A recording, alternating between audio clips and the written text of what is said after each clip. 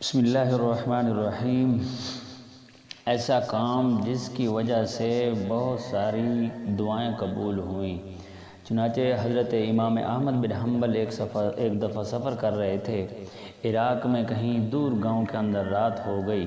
نہ کسی سے کوئی تعارف تھا، نہ کوئی واقف جہاں آدمی رات بسر کر لے۔ امام صاحب نے ارادہ کیا کہ مسجد میں رات گزار لیتے ہیں۔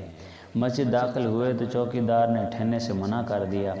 اسے بارہا سمجھانے کے باوجود اس نے امام رحمہ اللہ سے صاف انکار کر دیا۔ تو امام صاحب رحمہ اللہ نے فرمایا، مسجد کے اندر تو چھوڑو، چلو باہر فرش کے اوپر لیٹ جاتا ہوں۔ چنانچہ امام احمد بن حنبل فرش پر مسجد کے باہر لیٹ گئے۔ چوکیدار بار بار حضرت امام رحمہ اللہ کو پاؤں سے گھسیٹ کر مسجد سے دور کر رہا تھا۔ ایک نان بھائی روٹی پکانے والے کا ادھر سے گزر ہوا۔ جب روٹی پکانے والے نے یہ منظر دیکھا تو امام صاحب رحمہ اللہ سے گزارش کر کے اس نے رات کو اپنے ساتھ گزارنے کے لیے امام صاحب رحمہ اللہ کو لے آیا اور بہت خوب خاطر تواضع کی اور اچھا اکرام کیا۔ روٹی پکانے والا جب آرام سے اکرام سے فارغ ہوا تو آٹا گوندھنے کے لیے باہر جانے لگا۔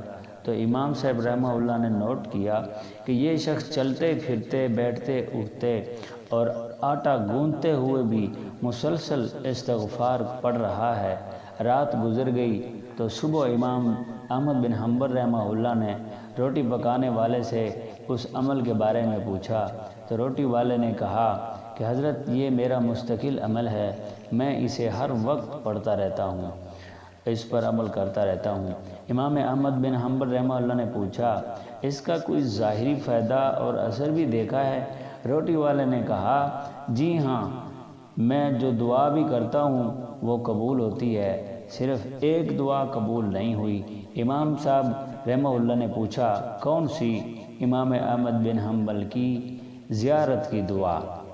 روٹی والے نے جب یہ کہا تو امام احمد بن حنبل رحمہ اللہ نے فرمایا، تیری یہ دعا بھی قبول ہو گئی اور مجھے گھسیٹ کر تیرے پاس لایا گیا۔ سبحان اللہ! اتنے عظیم فائدے کہ اللہ تبارک و تعالی ہر مسلمان کو استغفار کی کثرت کرنے کی توفیق عطا فرمائے۔ سامعین و ناظرین، آپ علیہ الصلوۃ والسلام نے فرمایا، خوش بخت انسان اور خوش نصیب انسان ہے وہ جس کے نامہ اعمال میں کثرت سے استغفار نکلے۔ اور پھر فرمایا اس کے اتنے فائدے ہیں کہ انسان کے شمار سے بھی باہر۔ ایک تو گناہ معاف ہوتے ہیں، دوسرا بے گمان روزی ملتی ہے، تیسرا آپ علیہ الصلوۃ والسلام کی مبارک بادی ملتی ہے، اور چوتھے نمبر پر اللہ تبارک و تعالیٰ کی مغفرت کا پروانہ ملتا ہے۔ تو دعا ہے اللہ تبارک و تعالیٰ ہر مسلمان کو اس عمل کو کرنے کی توفیق عطا فرمائے۔ آمین۔